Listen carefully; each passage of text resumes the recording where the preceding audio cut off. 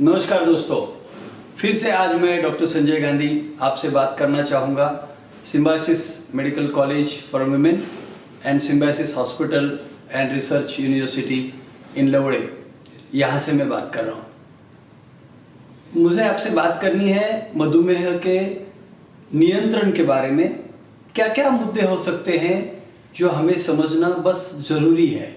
इसमें कोई ऑप्शन नहीं है, मैं एक करूंगा दूसरा नहीं करूंगा, ऐसा कोई ऑप्शन नहीं है। हम ये मुद्दे एक 4-5 मुद्दे हम ऐसे देख लेंगे।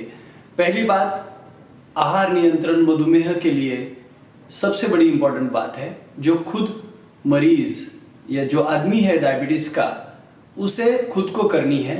स्वाभाविक रूप से फैमिली मेंबर्स, घर के कुटुंब वाले सारे लोग, बीवी, पति या भाई बहन, लड़का लड़की, हर एक उसमें मदद कर सकता है।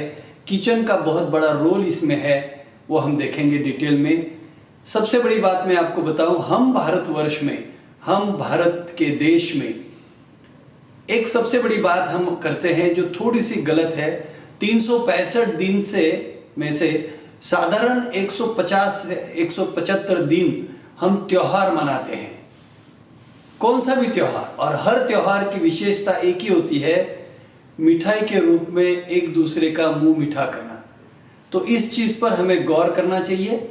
दूसरी बात, हम जो कुछ भी खाते हैं हमारे आहार में 75 से 80%, चाहे वो साउथ इंडिया रहे, नॉर्थ इंडिया रहे, east India, waste India, Bharat के सारे कोने में कार्बोहाइड्रेट्स यानी पिष्टमय पदार्थ का प्रमाण 75 से 80% होता है आहार में।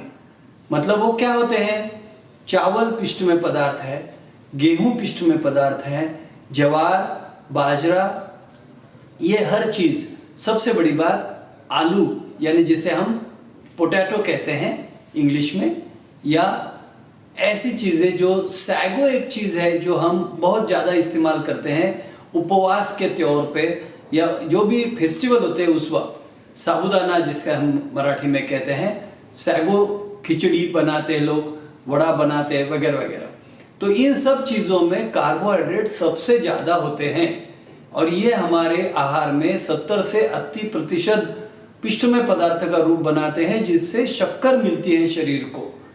तो अपनी शक्कर कैसे बनती है अपने शरीर में, ये थोड़ा इसमें अनुभव हम जान लेते हैं। दूसरा मुद्दा होता है मधुमेह के मैनेजमेंट में एक्सरसाइज, व्यायाम। हम वो दिन भूल गए हैं जब हम सूर्य नमस्कार किया करते थे, सिंगल बार डबल का एक्सरसाइज करते थे, पीटी का एक्सरसाइज करते थे, जो हमने स्कूल में बहुत बार दोहराया, पूरे घंटे घंटे को दोहराया है। हफ्ते में 2-3 दिन हमारा पीटी का प्रोग्राम हुआ करता था ग्राउंड पर, और ये हम सब भूल गए हैं। मैदानी खेल जैसे कबड्डी, हॉकी, चाहे क्रिकेट कहो, वो हर चीज हमारे दिनचर्या में कम होते जा रही है। हम आजकल अंगूठे का एक्सरसाइज मोबाइल पर, या फिर उंगलियों का एक्सरसाइज मॉनिटर की बटनों पर ज्यादा करते हैं। तो ये हमने देखना है कि हमारा एक्सरसाइज या फिजिकल व्यायाम शक्ति कम होते जा रही है, हमारा शरीर की तरफ ध्यान कम हो रहा है। और ये हर चीज हमें, ये 2 चीजें हैं जो मरीज ने खुद ने करनी है।